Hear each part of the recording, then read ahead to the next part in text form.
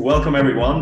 We're back in the metaverse, and there's a lot of hype and craziness around the metaverse surrounding us these days.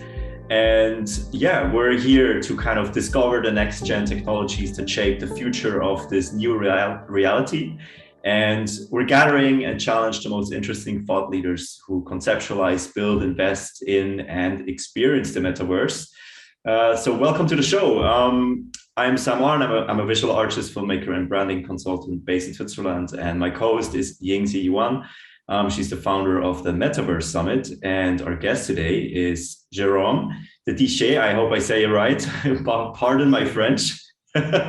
He's the founder and CEO of Cometh and the president of Ethereum France. And very excited to have you on board. Thank you for joining us. Well, thank you very much for having me. I'm honored to be here. Cool. Yeah, Yingzi, why don't you start off with the first question?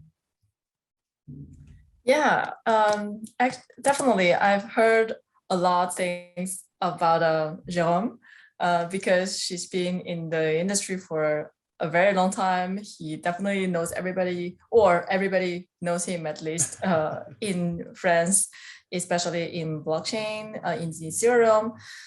So yeah, as I said, you've been working in a couple of different companies such as Ledger and Consensus, and now you're the president of Ethereum France. Perhaps you've been observing a lot of changes since the beginning of your blockchain life. What are actually the major changes, and what is actually the most surprising one you can tell us? So the most surprising one is that even working in blockchain for like almost 10 years, I'm not even able to change my background.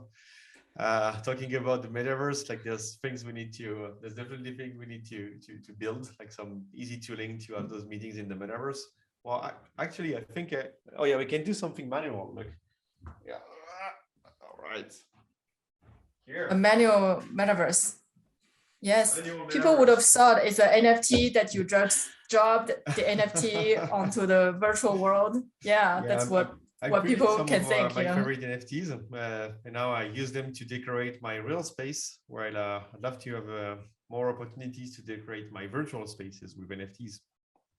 So I think my main experience was in the Ethereum blockchain. I used to do things around Bitcoin and Litecoin and other coins on the mining side. And since I had mostly a GPU setup, I switched to Ethereum naturally because it was the coin to mine back in 2015. And participating to the growth of the Ethereum community in France and Europe and worldwide, I've observed several tendencies, several trends from one year to the next. 15, 16s, we were discovering what this technology could bring us, doing things around decentralized autonomous organization with the famous tryouts with the DAO, this big project that wanted to mimic the functioning of an investment fund, but directly on the blockchain. And then all the ICO craze that followed this period from 17 to 18. Couple of NFT tryouts with the Mooncats, with the CryptoPunks, with of course the CryptoKitties, trying to find the right application for blockchain. But after 2018, in the ICO craze, we ended up with a situation where the market was not so green. We started to have harsh years to go by.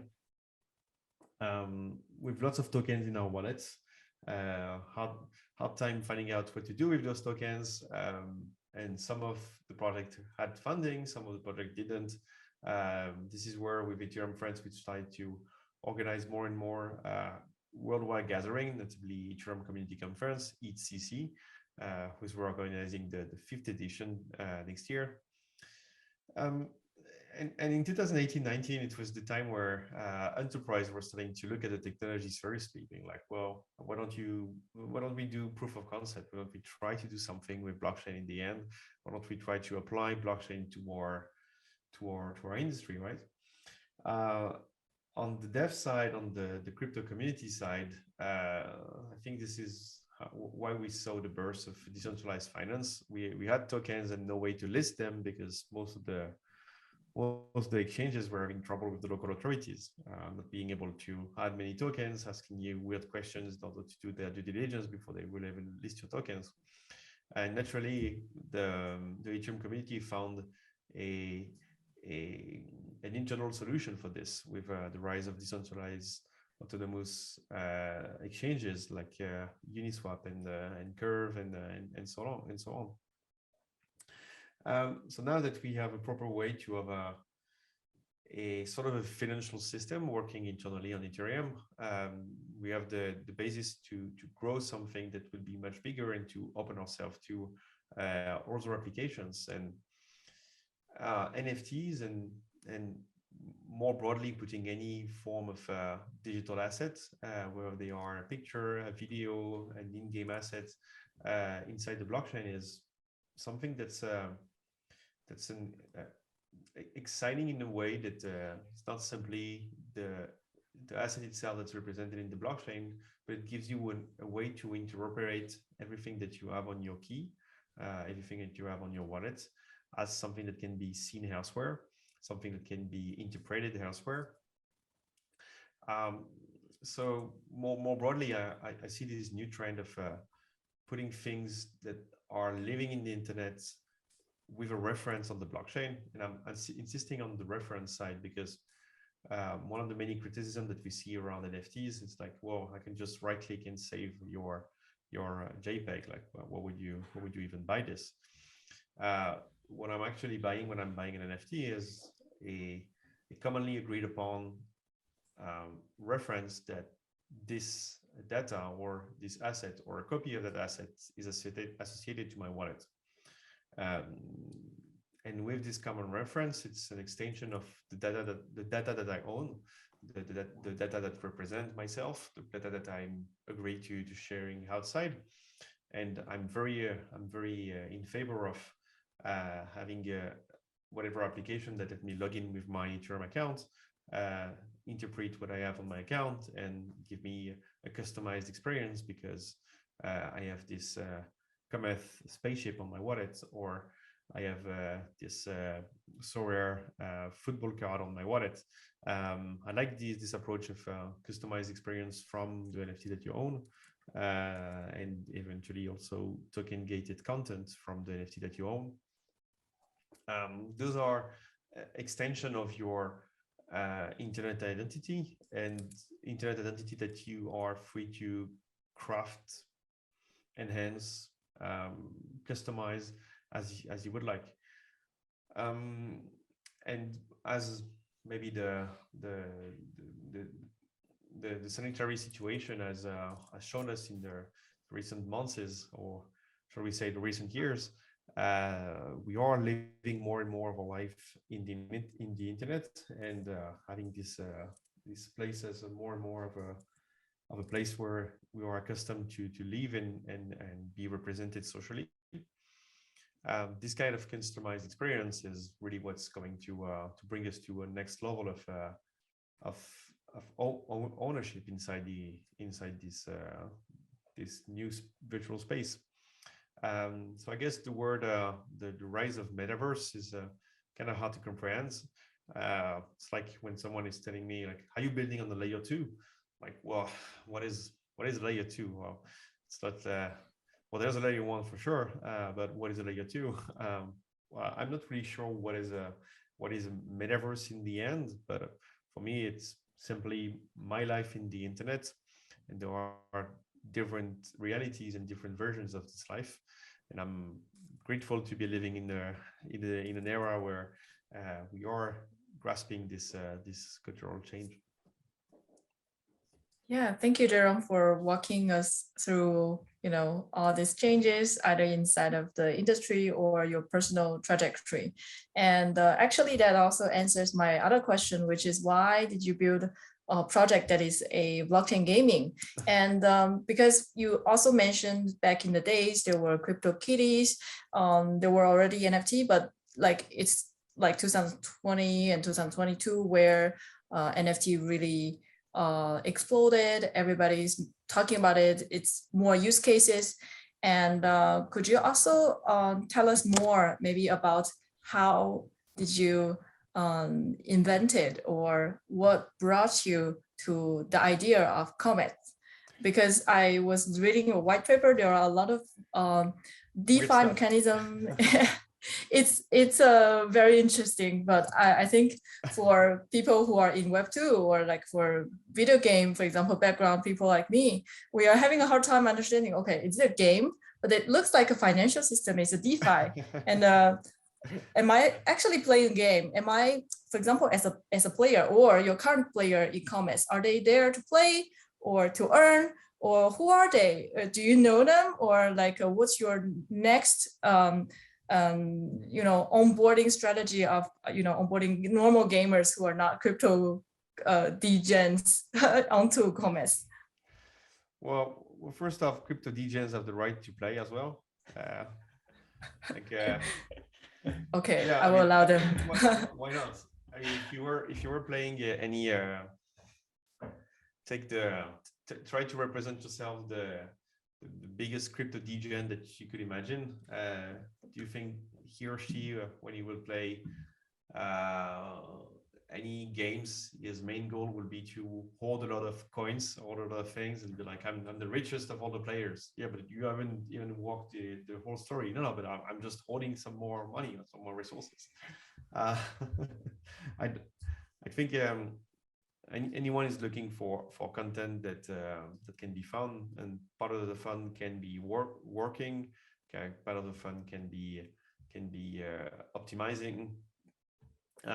I'm always amazed by ideas from game designers that find ways of giving us fun through things that we wouldn't have imagined was really fun. Like you get this farming simulator or cow wash simulator, or even games that are more meta-based. Like I was showing to a friend an indie game called Paper Please.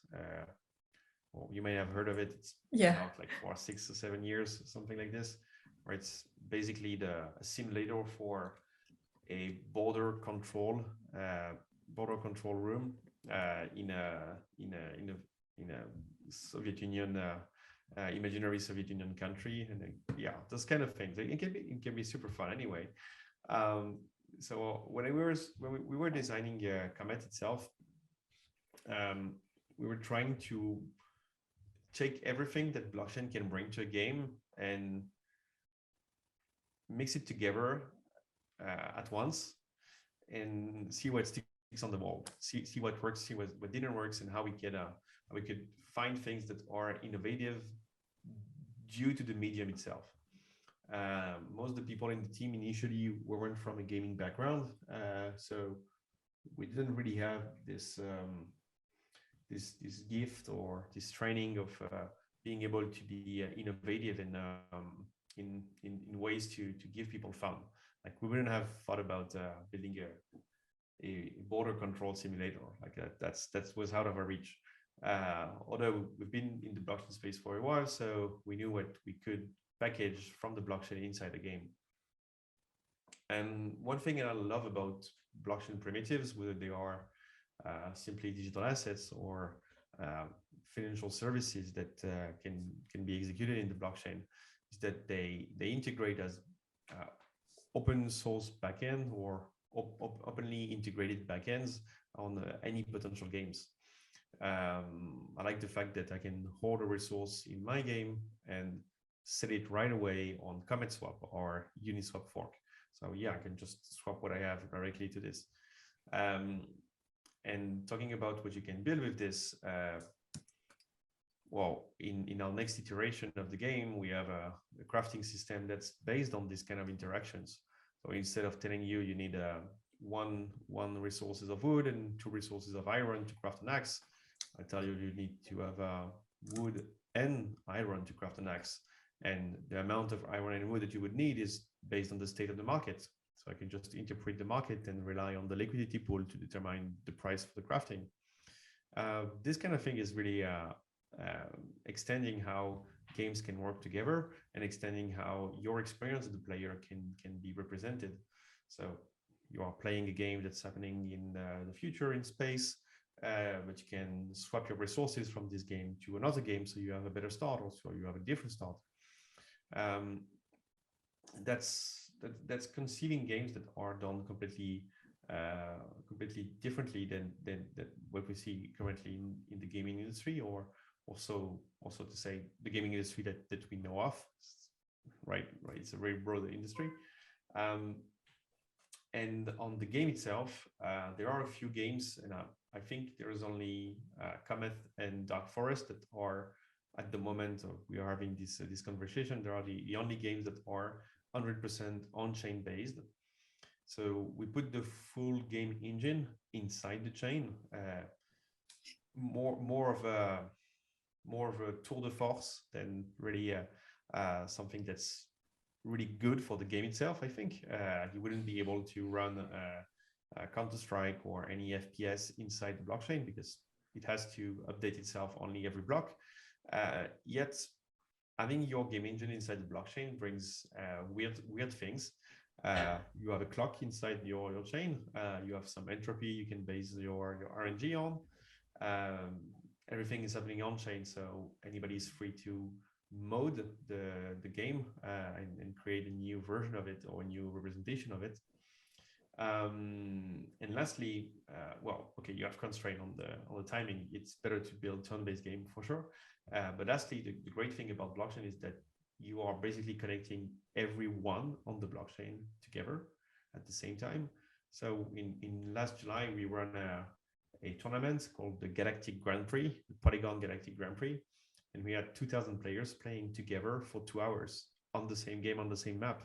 And we're like, wow, and we didn't have any backend for this. So that's the kind of thing that blockchain can bring. And altogether, you are not only bringing all the players on the blockchain to your games, you are bringing also all the services on the blockchain to your games. So we wanted to see what kind of games we could craft from this medium and what kind of services we can bring to the players on this medium. And as the game and the services got intertwined, we ended up with a first iteration of our game that was kind of a crypto economic game, and letting the players try to figure out the right strategy, letting the players build their own bots, build their own things around this, up to a point that we realized, well, there's too much activity, too much competition with the players. We need to figure out a way to optimize a bit the way the game works and to change the mechanism, because this first iteration was really bootstrapped, and we're now building a much better, much wider version of this game, and on the side developing specific services that help us build those kind of games, and hopefully will help others build those kind of games. So we're trying to see forward and look at maybe in 6 to 12 months having the first external games using our services to showcase in their games. And I can see a short-term future where you will be finding different tokens from different games on the same exchanges, or connected with the same exchanges, or using aggregators like Paraswap or 1inch to exchange your game assets from one game to the other, and arriving in the new game, having your wallet being scanned, and be like, well, you've played this game, that's great, welcome, here's a welcome package, and I hope your experience will be better with this welcome package. Well, here's a special quest because you have these special NFTs we have a partnership with. So that's the future we were trying to build, and I hope we will be able to extend our perspective not only to the crypto community, but also to the casual community and the pro player community, because we really think that blockchain is a great opportunity to give them back what they should have earned in the previous years, or create a permanent reminiscence of their past as a player. They started to play this game, that they played this game, that they played that game, and they should carry on this history with everything they have had themselves. I had a Nintendo, the first Famicom when I was a child. I had a Super Famicom then, a PlayStation, I had a PlayStation 2, I had a GameCube, I didn't have a PlayStation 3 though. I went to university at this time, so I had to play a little bit less. Nevertheless, I remember all the games I've played, but when I had a cartridge, I was selling them once the game was over because I wanted to buy a new game. So I didn't collect anything from this era. I would love to have an NFT showing everyone that I finished Super Metroid, which I don't have at the moment. I did a speed run with a friend on Metal Gear Solid, like when we were 12, and I don't have anything to showcase from this speed run. So like, yeah, I find it sad that these memories of games are disappearing as we sell the game or as we exit the games. And I know that some publishers or some platforms like Steam, for example, are giving you those badges showing you that you won the thing. But secondary market on those things are not that good or are not so permissive or not so interoperable. They are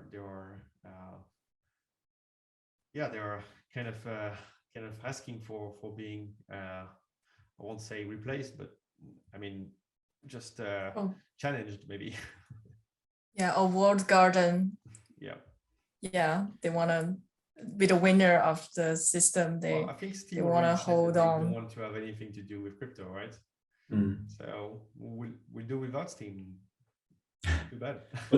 But Jerome, what is the motivation of doing, because you said the whole game lives on chain, which for me, I'm an amateur when it comes to building, so I'm not sure what led you to this decision. It sounds not super efficient for me. Like for me, it almost sounds like Cometh is like kind of an exploration of what is actually possible on chain, what is possible in blockchain, and it's more is that kind of the motivation behind it, or that was exactly the initial motivation at first. Like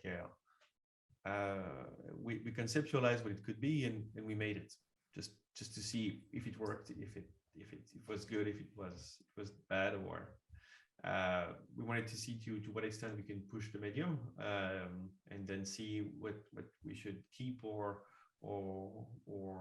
withdraw in the next ones. I don't think we are completely done with exploring what can be done with it. I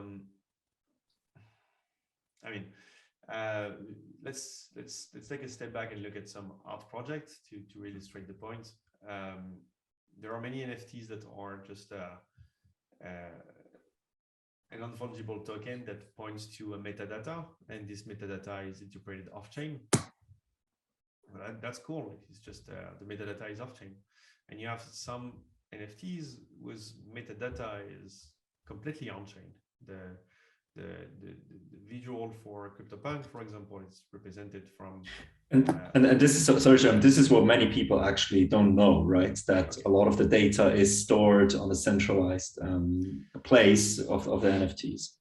You have ways of standardizing how this metadata is interpreted or how is it stored, and also removing some points of failure of this data not being available and you not being able to showcase your JPEG. But very few NFT, or actually I'm just saying very few, I'm not even sure how many of them are doing that, but some NFTs are trying to store the data on chain, or trying to give you at least a way to reconstruct data from things that are happening on chain. So if your NFT is a square of 16 pixel, 16 over 16 pixel, you can actually define that all of those pixels have a reference, and once you are running the reading the NFT itself, you can just tell your browser to read the NFT itself and reconstruct the pixel square from the data on chain. So, but storing data on chain is expensive. It's clunky. You cannot store many things on chain, of course. So yeah, you have to find a good middle ground. So it wouldn't be possible to store a movie as an NFT on chain, but storing a small avatar or a small picture, pixel art style is easy. So storing things on chain as NFT for artists is a first way of trying to interpret the medium. Looking at a particular reference on the chain and letting it evolve is a way of also interpreting the medium and creating from the medium. There are I can think of a few artists that are really trying to embrace what the medium can do. Let's say, for example, an artist named Kevin Abosch. Kevin Abosch is a photographer initially, I think, and he became more and more accustomed to blockchain and did many different projects. He has a token project with Ai Weiwei, for example, and I like one of his pieces is it's a private key. The thing is a private key. It's a private key called "This is a Bank," and "This is a Bank" is a piece of art from Kevin Abosch, and you can just look at this piece of art and feel like, well, yeah, it's a private key, but it's also a bank. So what am I going to do with it? Like, what is the piece of art from this? And if you look at what's happening with this private key and the public key associated to it, you are seeing this art evolve as time goes and this art being used as time goes. So I can imagine games that are built on blockchain that are really embracing the chain as time goes, embracing it more and more. When I was learning Solidity or trying to get better at Solidity, which is the language where we mostly use to write smart contracts, there was a capture the flag game. So capture the flag is like a lot of riddles, a lot of problems to solve, a lot of bugs to find, based on Solidity. It was all themed around some person exploring a place. It was called Ethernote, like a cosmonaut, but Ethernote. And you were just playing the game of finding bugs or finding breaches in the code, and that was the game. And you could tell that you've succeeded or not on the level because the token was drawn from the smart contract. The token was successfully sent in the smart contract. So, I mean, being able to craft this and being able to play around with this is super interesting from a game design perspective. But maybe I'm just loving the blockchain too much to realize it's a fad and it's a dead end. Although I really enjoyed doing this, so maybe it's a way of doing things super clunky and being framed as indie for it. I don't know, but I can definitely imagine that we are going to have new fun types of games from building on the blockchain itself. Mm-hmm. Yeah, actually now we can see a lot of gaming companies trying to onboard some part of the gameplay or gaming items on chain. And on the other side, we also see a lot of blockchain protocols. And for example, you who are trying to build a playful experience, like which is blockchain native. So I was really wondering before talking to you, like, who is gonna win? Because for normal gamers, for Jérôme, like 10 years ago, 20 years ago, who wanna buy the PlayStation, Nintendo, a game is a game. The experience is the most important. What is behind, maybe like people don't care that much. So what do you think? Like, let's say in 10 years, who's gonna win this battle? So the blockchain community is going to win as a whole. That's the most important part. We just say to win as will it be a winner takes all? Like we will see a new Electronic Arts, a new Ubisoft, a new whatever. Like would it be? Is that what you meant? Like who are going to be the next big companies? Well, difficult to say. Like in 10 years, who is Bitcoin still going to be a thing in 10 years? Is Ethereum still going to be a thing in 10 years? Is Dogecoin still going to be a thing in 10 years? I think the gamers are going to win a lot in the future. I mean, win a lot from from a social perspective, like pure utility. Not only will the asset that you've earned inside the game, and well, I don't really like the play to earn framing, like telling players you play and you gain, you play and you earn. You earn the fun. That's what's behind it. We try to advertise ourselves more as games with benefits, or play and earn. Like the first iteration of our game was lacking some content. We just try to show things that were feasible to release in a constrained time and still looking not that bad. But now that we have this experience and we have a little bit more time to build, talking about that, the new version is in 2 weeks.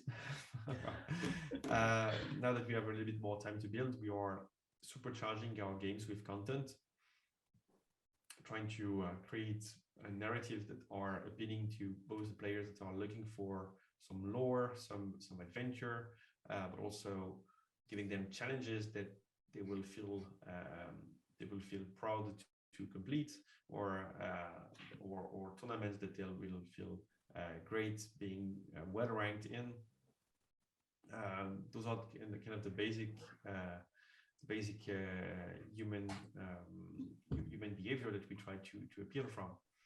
And in the end, if you manage to solve the hardest riddle, if you manage to complete the hardest level, if you manage to be part of the best ranked players,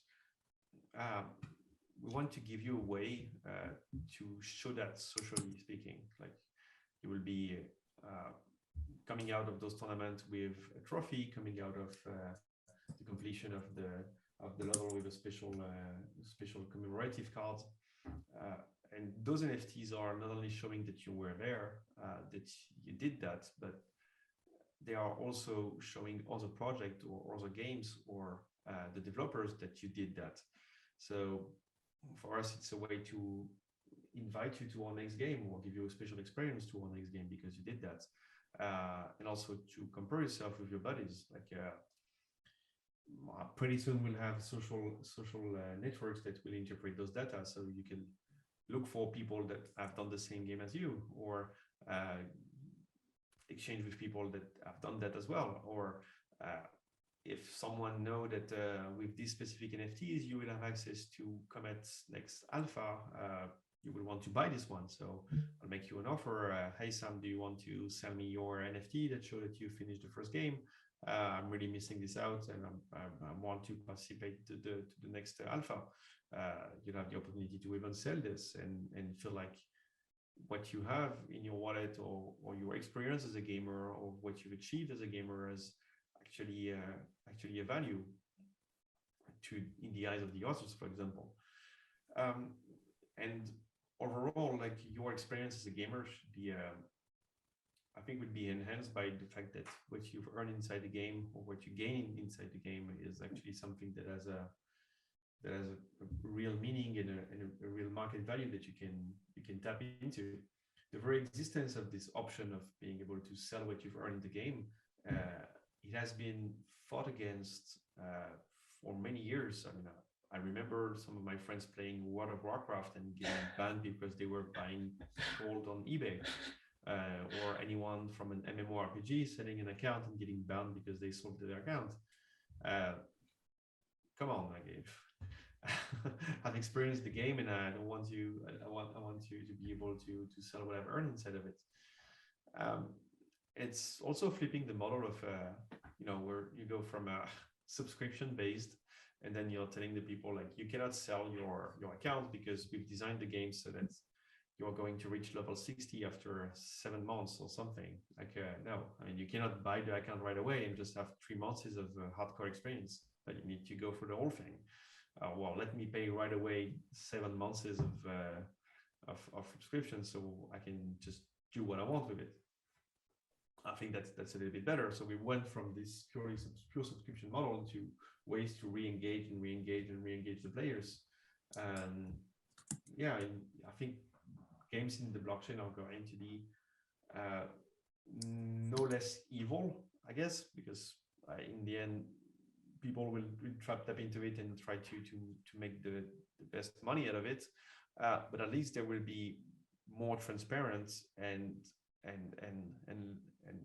fool the players a little less, or at least give them a way to use what they've heard inside different games elsewhere.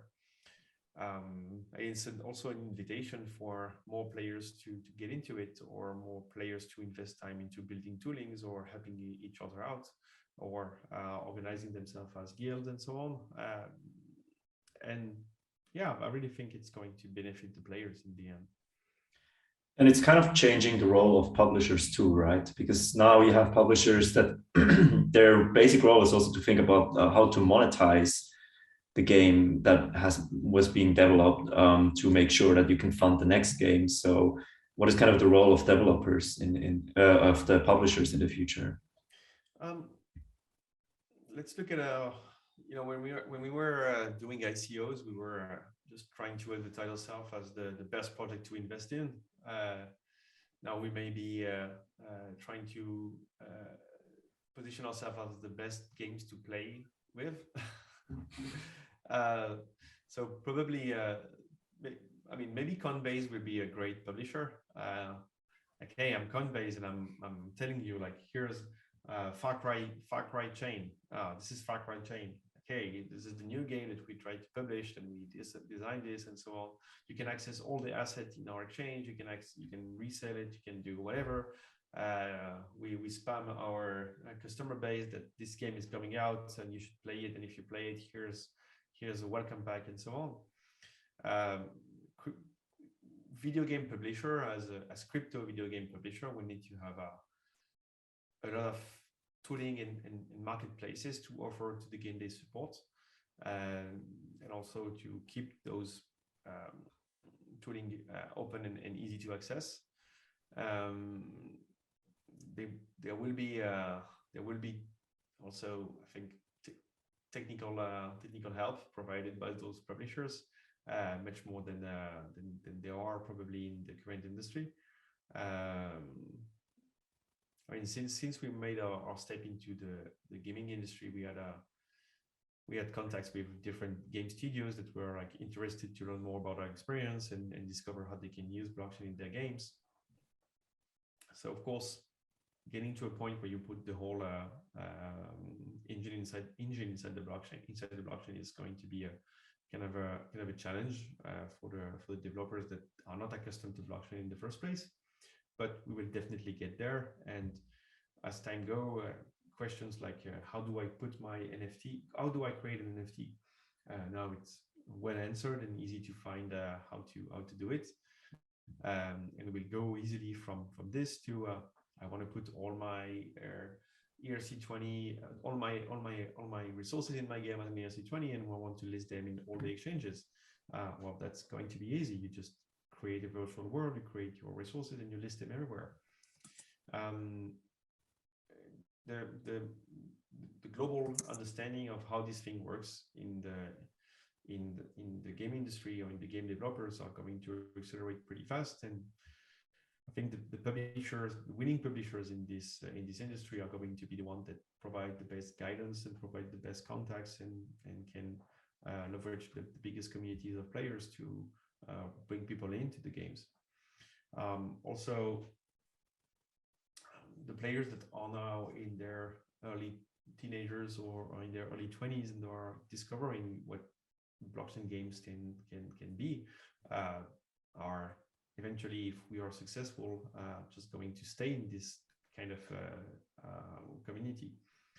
And when they become game developers themselves, they will be championing this approach as well. So are probably going to be much more innovative than we are, and create even better experience for the greater goods and the biggest communities of players. Yeah. Talking about game builders, maybe who are currently not blockchain native yet, normally they will have this question of, okay, I do know how to build a game, but which protocol should I choose? because the current state of art maybe doesn't allow them to build like multi-chain yet. What do you think of that? What are the pros and cons of the one you know the best, Ethereum, and what do you think of the others? Do you have any tips or suggestions, key learnings, and what's the future actually? Would it be like easier to build multi-chain? You wouldn't expect me to say anything else than build on Ethereum, right? So at Ethereum France, and a non-profit I've been working with on the last 6 years, we try to be very open to other protocols and welcoming to other protocols. Like the conference that we organized 2 years ago, HCC, was sponsored by Tezos. We have people from Monero, people from Cosmos, people from any protocols that are coming in our events. And I try to keep a friendly, welcoming eyes on when I look at all of those new protocols that are trying to solve something specific, or trying to flip the model, or trying to have a different approach to specific problems, or to adoption, or to throughput, and so on. And I think they are all valuable in their own way. Even if sometimes you can look at those new protocols and then see the whole the big marketing push they are doing, and be like, wow, okay, well, another Ethereum killer. I don't know when Ethereum is going to die. But anyway, from purely a developer perspective, if you're looking at what's available on the market, if you are really super bootstrapping and you have really no money, no support, no time, and you are desperately in need of the money, you're just going to come with your idea and knock on every foundation's door and be like, hey, whatever chain, do you have a developer program that you can give me a grant for? And then try to play on hard to get, and eventually have 2 or 3 of those foundation having to raise their stakes and end up with like $100, $200, or $300,000 in your wallet, just to build on their protocols.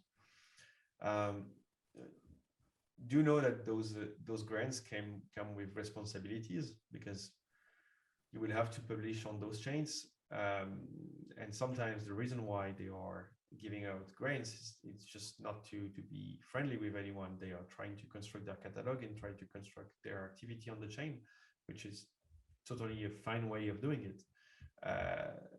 But if you come early on the protocol, you end up having to build a lot of toolings, having to live with what's available, realizing that some important pieces are missing or clunky at the moment.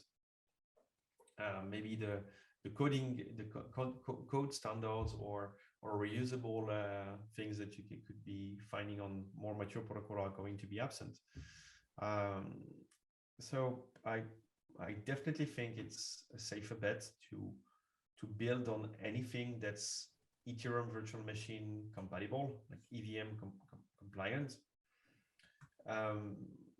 because you will find so many things you can reuse and so many things that are already available. Also, you will tap into a market where the adoption of wallets is already well advanced. So, I mean, if tomorrow a new chains just got out, let's call it Solalana. So you have Solalana. It's the Solana killer, but Solalana works on differently, and it works on this, on that, and it do it everything better. Well, first off, is the Solana wallet compatible with Solalana? Is Solalana compatible with MetaMask? What are you going to find in terms of users there? So those are definitely considerations you have to make before jumping into one chain or the other, and also the time you're going to invest understanding this chain are likely going to be less reusable than the time that you are going to invest understanding how the Ethereum virtual machine works. So in the end, well, if you are ready to bootstrap and you are dying for money, well, get as much money as you can get from foundations that are trying to attract developers. That's totally fine, but be ready to have to build a lot on your own and build a lot for yourself. And that's challenges that most of the foundations are aware of. Most of the new chains are aware of. They have to attract those developers and get them here. And now, once you've considered that, and if you've made your choices where you are ready to build directly on Polygon, Ethereum, Arbitrum, optimistic rollups, and so on, or go on something that's not EVM compliant and get some money. Once you have made these choices, think about what success would mean for your game. Are you trying to get 100 players, 1,000, 10,000, 10,000, 100,000 players?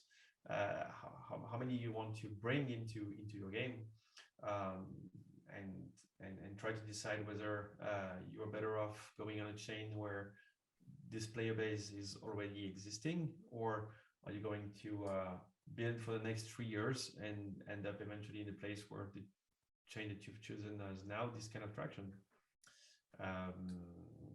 and hopefully you'll end up building on Ethereum with us, or we will end up building on your chain with you. Definitely, that's some very convincing advice. Definitely, there will be a lot of gaming people watching this video. They will have some tips. That is Ethereum, please. Yeah, No, I'm just Ethereum, kidding. at least Ethereum virtual machine, because Yeah. I mean, sure. We like, yeah. Well, I'm obviously biased in what I'm saying, but I hope it didn't sound too much of a maximalism. I think it's still a safer bet. That's what I think. And you are Which is a useful advice. Risk with your game that you want to risk that as well, or yeah. Yeah, if we're talking about adoption, Jerome, because now we're kind of looking at which blockchain is the best to maybe build on. I think we can safely assume that the future will be multi-chain, because different chains will have different purposes. And one problem you're trying to solve, or you're kind of exploring with Cometh, is how to make this more accessible to people. And I think the question we all ask ourselves is, when will this be mainstream ready, and when will this multi-chain future be available, so that game builders or also consumers, they don't really have to think about the pros and the cons of a different protocol, but it will all play together. Like, if we just try to look a bit further in the future also of the metaverse, what is kind of your prediction of how this would play out?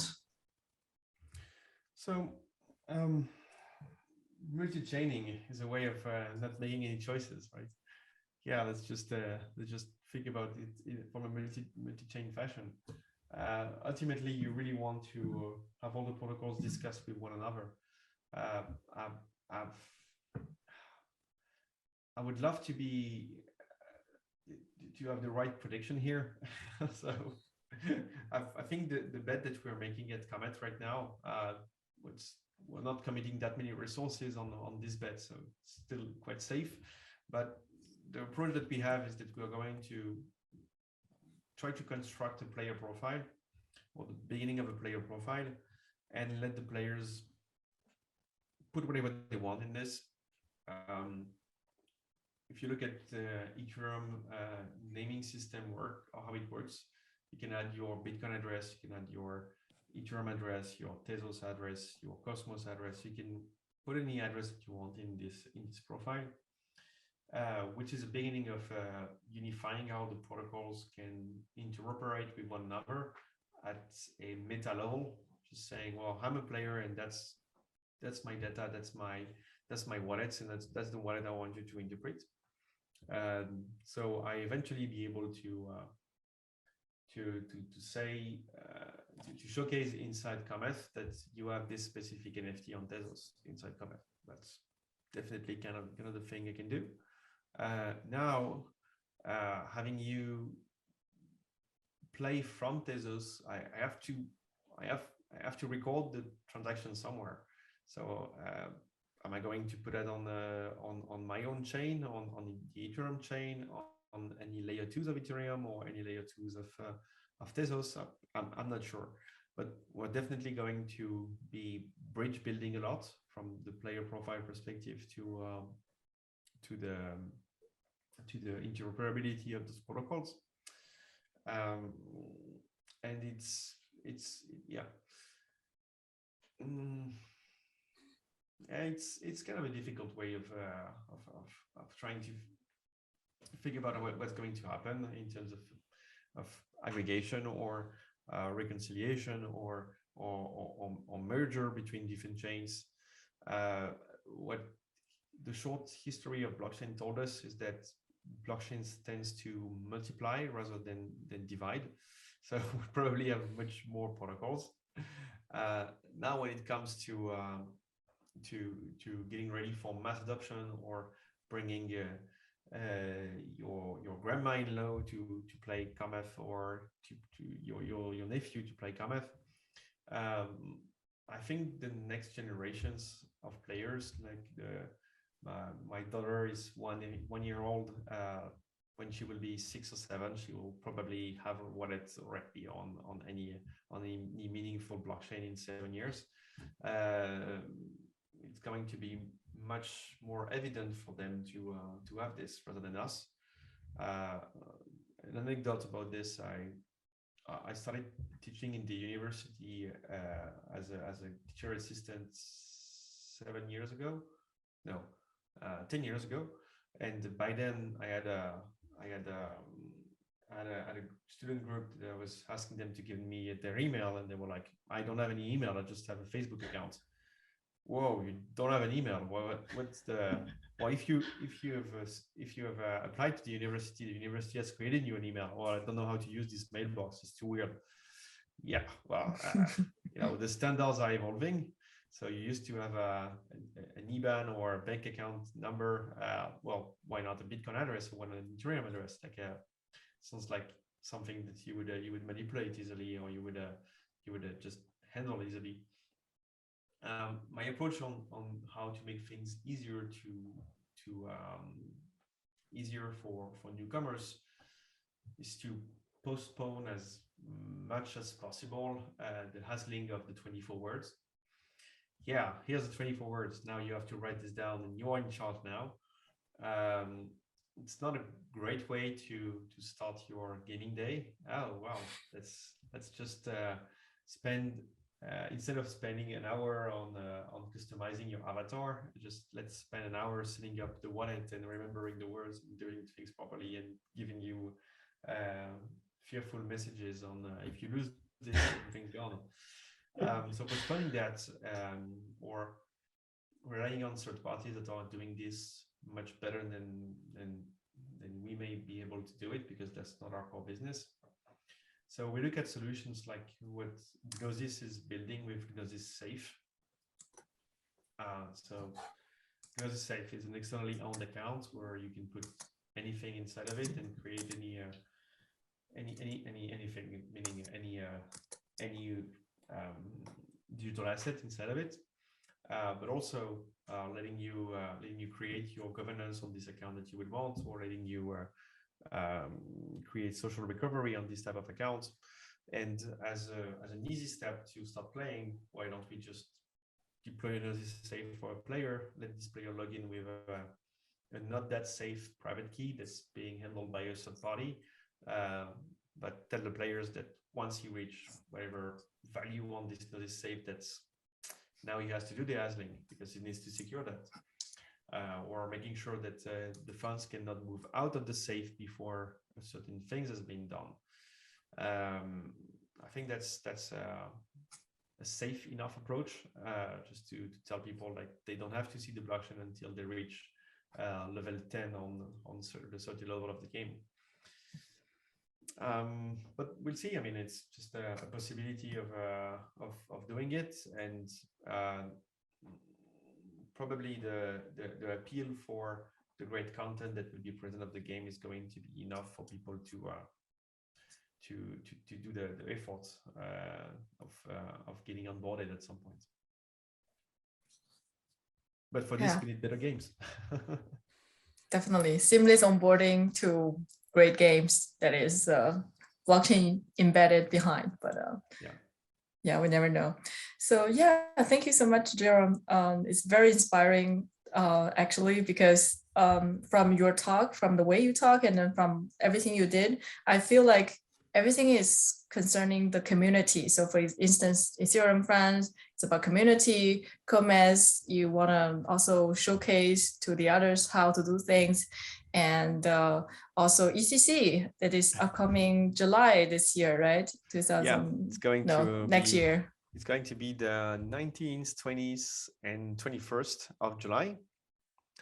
Yeah, so like be ready to come to Paris at this period of the year. It's going to be awesome. Maybe we'll have a Metaverse Summit as well on the same time. So Yes. to come. And I mean, we have to think, and we have to keep in mind that blockchain exists because of people contributing open source code. There's things that you get when you are committing to the community and committing to helping out the others.